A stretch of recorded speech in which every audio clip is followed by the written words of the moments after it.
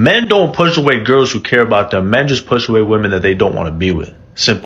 No lie, and that's exactly why on many occasions the day that you find out that he's not rocking with you is usually the day you find out that he's rocking with someone else. This is why many of your breakups are through the discovery of somebody else existing.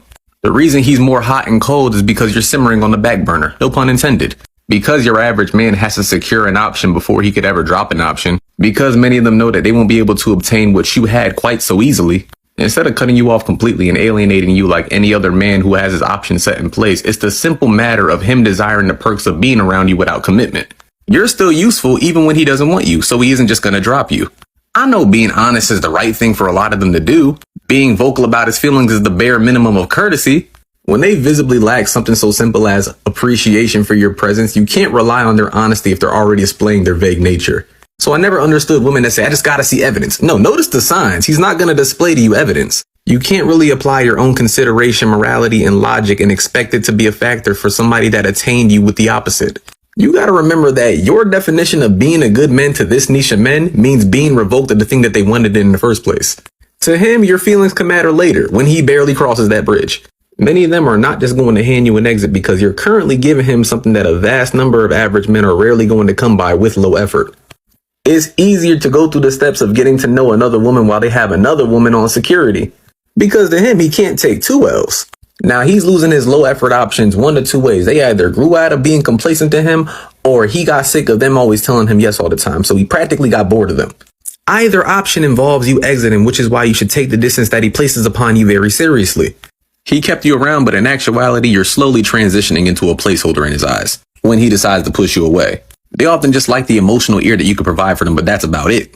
Even sneaky links and friends with benefits gotta find a new thing to like about you. When their mind becomes so accustomed to having you with no real purpose or pursuit for anything, if you wasn't alienated now, you finna be alienated later. Now, he's either working on securing somebody of equal value or better than you to him, or he almost has somebody of equal value or better than you to him. Or you were just the most viable piece of woman that he had to claim currently at that moment, so nobody else could.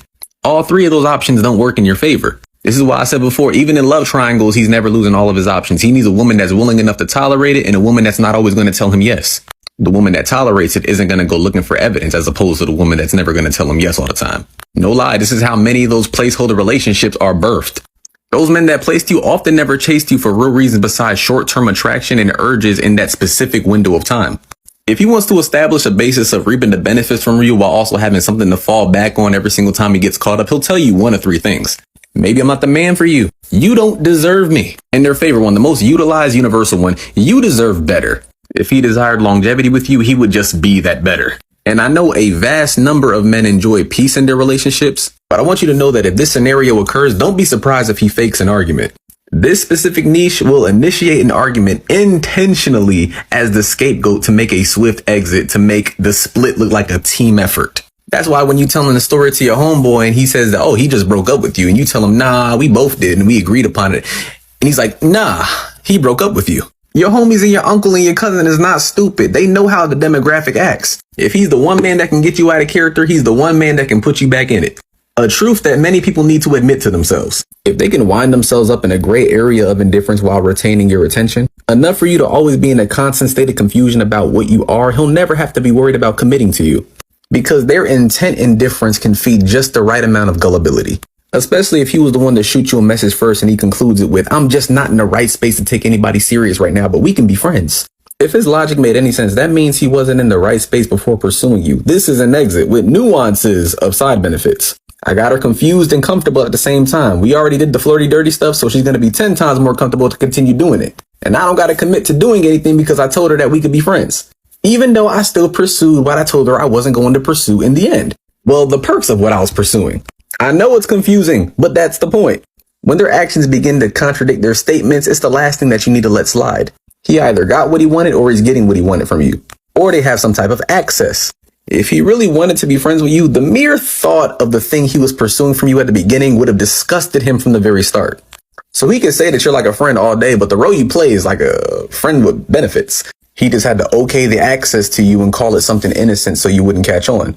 Now, in many cases, if they're self-aware of what they're doing, they'll use one of the phrases that I said earlier as a bait and switch to elicit a reaction when you decide to agree to their statement.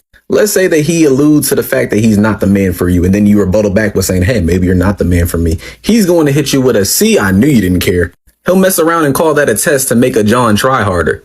And since he knew your consistency to make it work more than he was, he's going to utilize that guilt and weaponize it against you, even though he's physically showing you exactly what you just said. And it's not uncommon at all. Women who are smitten enough to try to make it work when they really shouldn't are going to excuse his actions and blame themselves. And lastly, the phrase is, I'm working on myself and that's restricting me from taking you seriously, but I'm still going to pursue you. And I don't even know why I'm saying this. It's a situationship. If he refers to you as a situationship, that's not a compliment. If you hear around other people in your proximity that he refers to you as a situationship, it's not a compliment. But if he ain't too bright and he's trying to pull a Jedi mind trick on you, and for some existential reason, people keep falling for this, this usually transpires after he goes hot and cold. He's going to tell you, if I didn't care, I wouldn't be speaking to you. Such a dense statement, but holds so much power if directed to the right person. They know if they can make you feel dumb after saying something so dirt ground bare minimum, they can convince you of anything. Because there's usually something worse than his response rate being done before he says it. I know, talking to you is bare minimum, but you'd be surprised how many people actually fall for that. For the people that fall for it, they think they deserve whatever he tells her she deserves, which is rooted in his self-gratifying actions. And if this relationship was birthed off of you rejecting him a plethora of times, I want to remind you that a man that heard no a dozen times doesn't just have time on his hands, but also has time to waste as well. So whenever I hear women talk about, how could he do this to me? He was on my heels even after I rejected him. Yeah, a man that knows who he wants doesn't linger around a woman that doesn't want him. A man with no time to waste has no problem ghosting who isn't serious, which means that he'd probably have no problem ghosting anybody who existed before you as well.